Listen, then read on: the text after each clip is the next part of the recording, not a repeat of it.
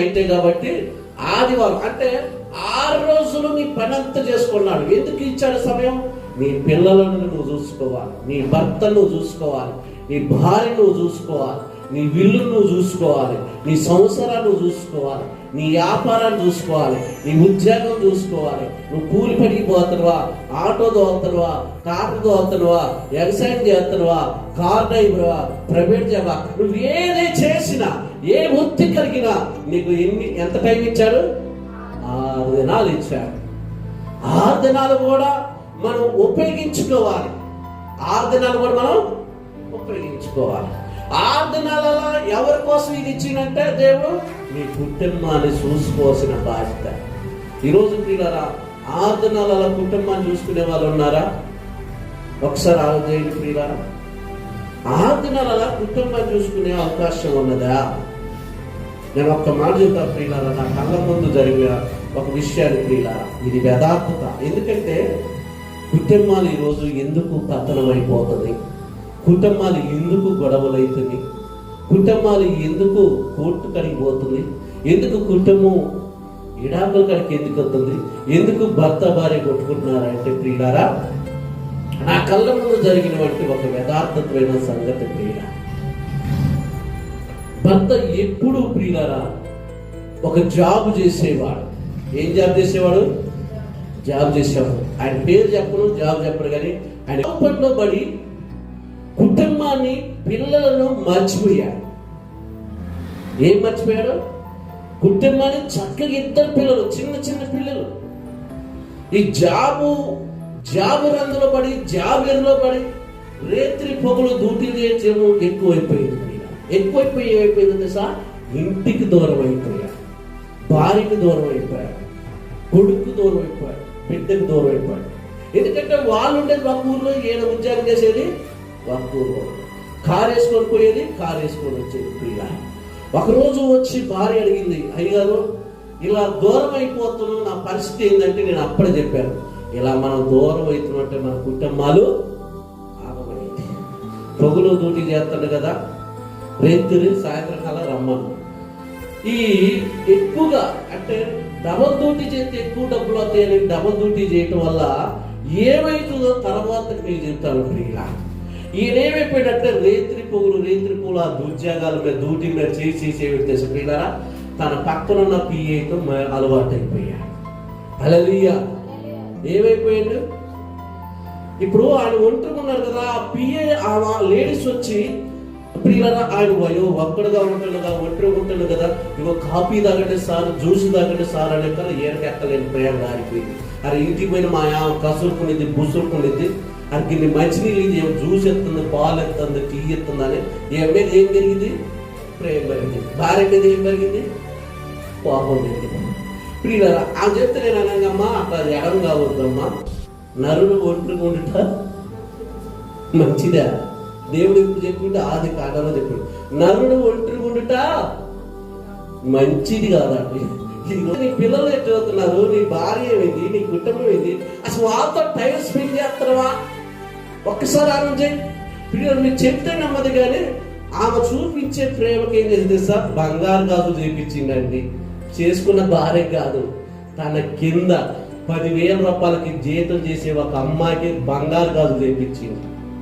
ఆ బంగారు గాజులు చేయించిందని భార్యకి తెలిసి ప్రియులారా, అయ్యగారు ఒక 5 అయ్యగారుని నన్ను కూడా అందరం కలిసి కూర్చోబెట్టి మాట్లాడితే ఆయన ఏమవుతుంది సార్, నా భార్య ఇక్కడ దొరకని ప్రేమ అహంకారం దొరికింది, ఉంటే ఉండమని లేకపోతే లేదు, నెలకు ఆమెకి 50,000 ఇస్తా, ఏమకి 50,000 ఇస్తా అన్న. హల్లెలూయా. వాళ్ళు ఎంత ప్లాన్తో వచ్చారు సార్, 50 లక్షలకి ఇల్లు కొనుక్కోవాలని నేను వచ్చాను. ఎందుకంటే వాళ్ళ పేర్లు ఎందుకు చెప్పినట్టు ప్రియులారా, నేను ఈ యూట్యూబ్లో పెడతా కాబట్టి ఈ వాక్యం నేను ఈ మాటలు నేను కొంతమందికి బుద్ధి రావాలి, సిగ్గు రావాలి. ఎందుకంటే ప్రియులారా ఇప్పుడు ఆమె పరిస్థితి చిన్న పిల్లలు ఎంత చక్కగా ఉన్నారు, పిల్లలు రాడే, దానివల్ల కీడు వస్తుందా మేలు వస్తుందా తెలియట్లేదు ప్రియుల. ఇప్పుడు ఆ ఆఫీసులో అమ్మాయి ప్రేమలో పడి ప్రియుల అంతమందికైనా ఎప్పుడో ఒకసారి ఇంటికి వచ్చాడు, అసలు రావడం బంద్ చేసింది. అసలు రావడం బంద్ చేసిండు ప్రియుల. చిన్న వయసు వాళ్ళది. దేవుడు పెళ్ళైన సంవత్సరంకే చక్కగా కొడుకును బిడ్డనిచ్చాడు. ఇప్పుడు ఆ పిల్లగాల పరిస్థితి ఏంటి? ఆ భర్త పరిస్థితి ఏంటి? భార్య పరిస్థితి ఏంటి? ఇప్పుడు చూడండి ప్రియులారా, ఆ అమ్మ ఆ కుటుంబంలో కాపురంలో ఎందుకు ఎడవైందంటే మీకు అర్థం కావాలి. ఇప్పుడు ఎందుకు ఎడవైంది చెప్పండి? పొగులు నరుడు ఒంటరిగా ఉండుట మంచిది, స్త్రీ ఒంటరిగా ఉండుట మంచిది కాదు.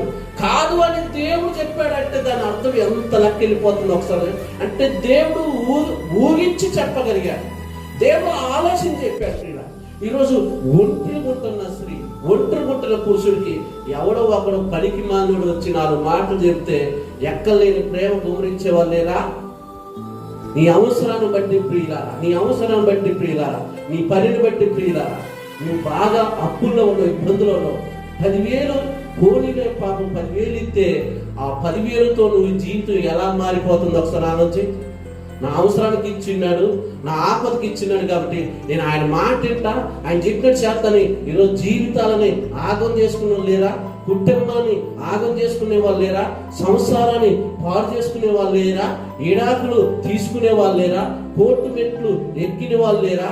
పెద్ద మనుషుల్లో గొడవ పడిన వాళ్ళు లేరా?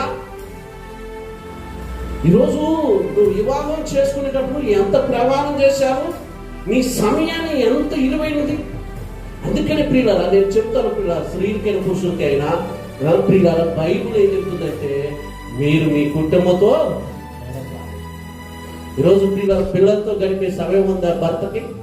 నా కొడుకు ఏం చేస్తున్నాడు, నా బిడ్డ ఏం చేస్తుంది అని ఒక్క రోజైనా ఆలోచన చేస్తున్నారా? వాడు ఎంత చదువుతున్నాడు, ఎలా ఉంటున్నాడు, వాడు ఏం తింటున్నాడు, వాడికి ఏమి ఇష్టం అని అర్థం చేసుకునే తల్లి ఉందా? అర్థం చేసుకునే తండ్రి ఉందా? ఎప్పుడు ఉద్యోగం, ఎప్పుడు డ్యూటీ, ఎప్పుడు వ్యాపారం, ఎప్పుడు వ్యవసాయం, ఎప్పుడు జాబ్, ఆడికి ఉరుకులు పెట్టులే. కానీ నీ ఇంట్లో ఏం జరుగుతుందో నీకు తెలుస్తుందా? నీ పిల్లల పరిస్థితి ఏమైతుందో తెలుస్తుందా? ఇప్పుడు ప్రియులరా ఆ భర్త భార్య ఇడిపోయారు ప్రియులా. ఇదే చూసుకుంటున్నారు ఈరోజు ఇదే. డబ్బు బాగుంటే, జాబ్ ఎక్కువ ఉంటే వాడు సెకండ్ హ్యాండ్ అయినా పర్వాలేదు, ఫస్ట్ హ్యాండ్ అయినా పర్వాలేదు ప్రియులా. డబ్బు కోసం ఈరోజు చాలా మంది తెగించి పడుతున్నారు, నా సుఖం కోసమే ఈరోజు ప్రియులారా. అందుకని ప్రియులారా భార్యకి దూరంగా ఉండొద్దు, కుటుంబానికి దూరంగా ఉండొద్దు, పిల్లలకే దూరంగా ఉండదు. దూరం ఉంటే నీ కుటుంబం పతనం అయిపోతాయి. ఇప్పుడు ప్రియులారా బిడ్డ ఏడ్చినా కానీ ప్రయోజనం లేకుండా అయిపోయింది. తల్లిదండ్రులు ఏమన్నారంటే వాడిని విడిచిపెట్టిరా, వాడు నిన్ను కాదనుకోకపోయింది. మీరు చెప్తే నంబర్ కానండి, భార్య అట్టుందంటండి సినిమా హీరోయిన్ కంటే అందంగా ఉండిద్దండి.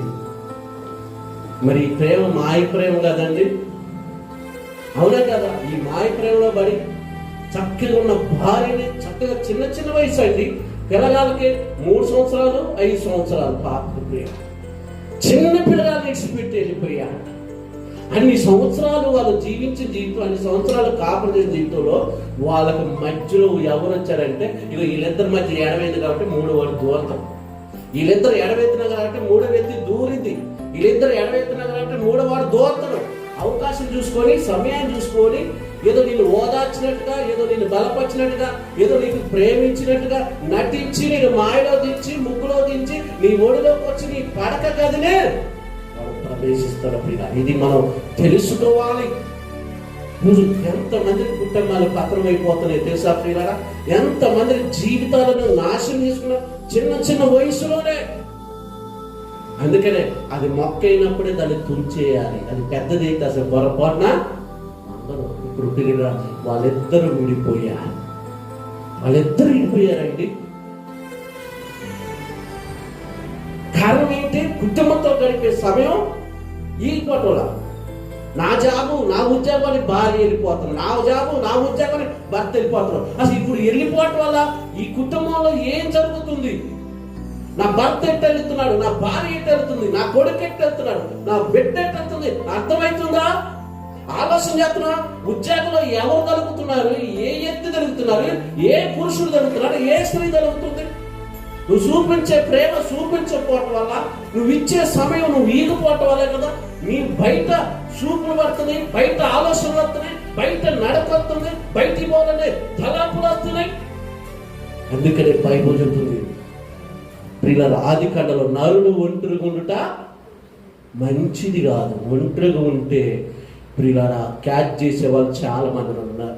స్త్రీ ఒంటరిగా ఉండుట కూడా మంచిది. అందుకని దేవుడు ఏం చేయాలి, 6 దినాలు ఇచ్చిండు నీ భార్యతో గడపడానికి, నీ పిల్లలతో గడపడానికి. ఏమండి, వాళ్ళతో గడిపే సమయం ఉందా? చాలా మంది అంటారు, అయ్యగారు నువ్వు ఈ ప్రసంగాలు అంటే ఈ ప్రసంగాలు ఇప్పుడు కావాలి. కుటుంబాలు చాలా పతనమైపోతున్నాయి ఈరోజు. దేవుడు చెప్తున్నాడు, నీ సమయాన్ని దేవుడికి ఇవ్వాలి, రెండోది నీ కుటుంబానికి ఇవ్వాలి. భార్యకి భర్త ఇవ్వాలి, భర్తకు భార్య ఇవ్వాలి. అది దేవుడు పెట్టిన వృత్తి.